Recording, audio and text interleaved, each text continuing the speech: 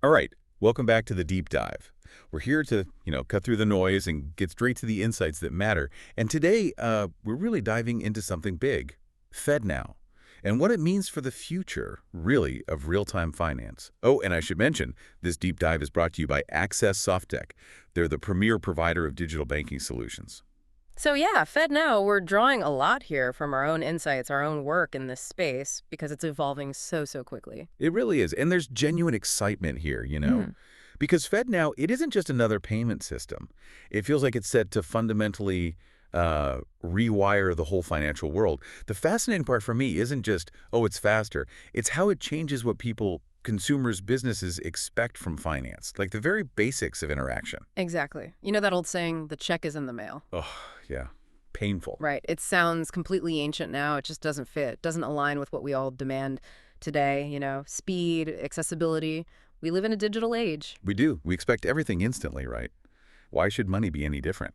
Makes sense. And that's really the driver here, I think. Those shifting expectations, both from regular people and from companies, they are pushing this need for instant financial transactions. Think about like a small business waiting days for an invoice payment. That wait, it stalls everything. Cash flow just stops. Yeah, I can see that. But with FedNow, that payment could land in their account in seconds, anytime, day or night, weekends, holidays. Wow, okay. Suddenly, capital's freed up right now for inventory, for payroll, whatever. It's not just quicker, it's a totally different way to manage working capital for potentially millions of businesses.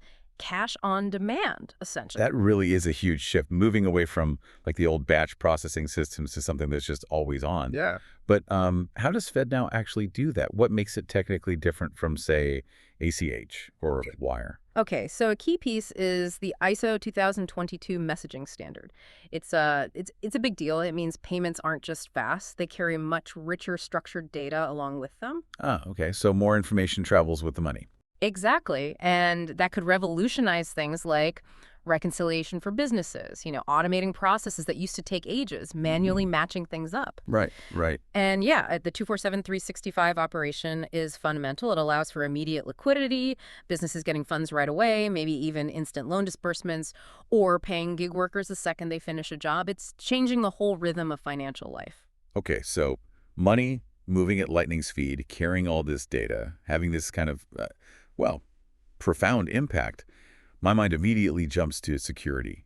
I mean, what are the fraud risks here, especially in this real-time world where payments might be irreversible in just seconds? How do we tackle that? That's the critical question, isn't it? With great speed comes great responsibility, especially when payments are final almost immediately. We're not just talking about the old fraud checks anymore. Real-time security, it needs really sophisticated tools. The Ah, AI-driven stuff, hmm anomaly detection, behavioral biometrics. These work in milliseconds. Exactly. Analyzing transactions instantly, flagging weird patterns before the money actually goes out the door, because once it's gone, it's likely gone. Without that really robust immediate security, the speed actually becomes a huge vulnerability, a liability. So security isn't just an add-on then. Absolutely not. It's foundational. Yeah. It's table stakes for trust, for getting people and businesses to actually use this system widely. It has to be baked in from the start. So it's clear then, real-time fraud prevention, it's not just a nice-to-have feature. It absolutely has to go hand in hand with real-time transfers. Mm-hmm. They're basically two sides of the same coin, right? One can't really work effectively without the other. Totally agree. The potential of FedNow, this whole real-time finance shift, it's transformative, no doubt. But it absolutely hinges on those two pillars. Incredible speed, yes, but also really robust, intelligent security, those two things together. That's what's going to define this next era of finance, how we all interact with our money. So thinking about this for you, our listener, what does this all boil down to? FedNow is a really profound shift. It's more than just getting paid faster.